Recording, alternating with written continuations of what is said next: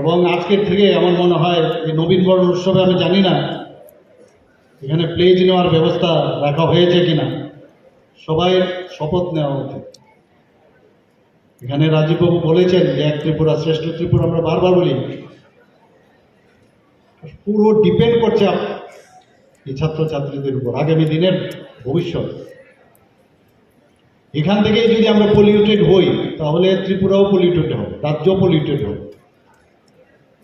আমাদের যারা টিচাররা আছেন, টিচার এবং স্টুডেন্টদের যে রিলেশন, সেটাও সারা জীবন মনে রাখার মতো। আমি আজকে এক প্রিন্সিপালের কথা কেন বললাম, আমরা উমায়ুদ স্কুলের একজন টিচারের কথা কেন বলি, যা বহু কলেজ থেকে এসছে, এখানে স্কুল থেকে এখানে এসছে, বলল সেসব গুরু এবং যে ছাত্র ছাত্রী তাদের যে রিলেশন, সাংঘাতিক রিলেশন। আমি নিজেও অধ্যাপনা করেছি মেডিকেল কলেজে, আমাকে ছাড়তে হয়েছে, এখন উপায় নেই।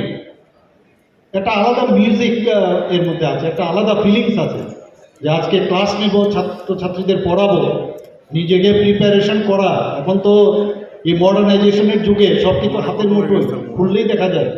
কোনো একটা সাবজেক্ট গতানুগতিক আমরা জানি এই সাবজেক্ট ওই টপিকস আমার জানা মুখস্থ, পড়াতে পড়াতে মুখস্থ হয়ে যায়।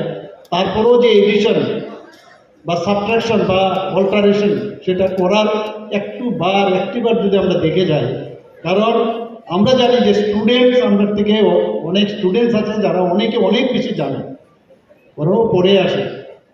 কাজেই নিজেকেও ওদের সাথে অ্যাড পার হওয়ার জন্য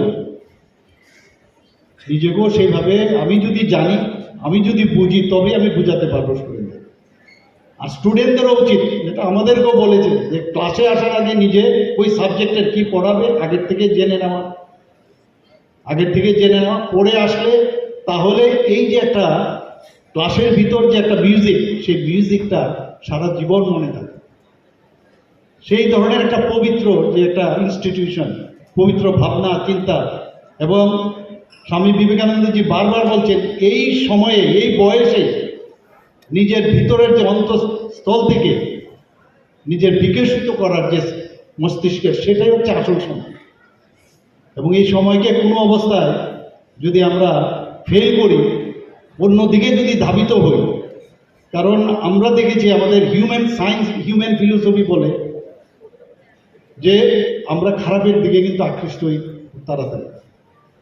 যে কারণে ত্রিপুরাতে সেদিনও এইডস ডে উপলক্ষে বারবার বলছি, এখানে HIV-র সংখ্যা বেড়ে যাচ্ছে ত্রিপুরাতে, এবং ছাত্রছাত্রীদের সংখ্যা অনেক বেশি। এমনটা কেন হবে? বিলোনিয়াতে আমি কিছুদিন আগে গেছি একটা ফুটবল ম্যাচ, সেখানে ফুটবল ম্যাচটা অ্যাওয়ারনেস প্রোগ্রাম আমরা করেছিলাম। HIV, AIDS বা যারা ভিকটিম, এই নেশা নিয়ে, একটা ছেলে মানে হাফ অ্যান আওয়ারের যখন খেলার মাঝখানে সে বলছিল যে he was a very good student as well as very good sportsman. তাকে সময় দেওয়া হয়েছিল মাঝখানে, যেহেতু অ্যাওয়ারনেস প্রোগ্রাম। সে বলছিল যে I was a very good student, I was a very good sportsman, I represented Tripura several time. কিন্তু আমার সাথে এটা কেন হলো?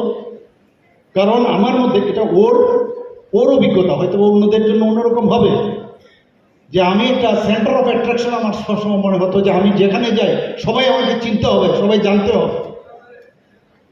তো সেখানে গেলে নর্মাল থাকলে সেটা হয়তো আমার সেন্টার অফ অ্যাট্রাকশন আসবে না। একটা অ্যাবনর্মালিটি যদি আমি দেখাই, অ্যাবনর্মালিটি দেখাতে গেলে অ্যাবনর্মাল হতে হবে, তার জন্য নেশা করতে হবে। ভুল পথ সে স্বীকার করছে আছে, এর জন্য এই নেশার দিকে সে গেছে।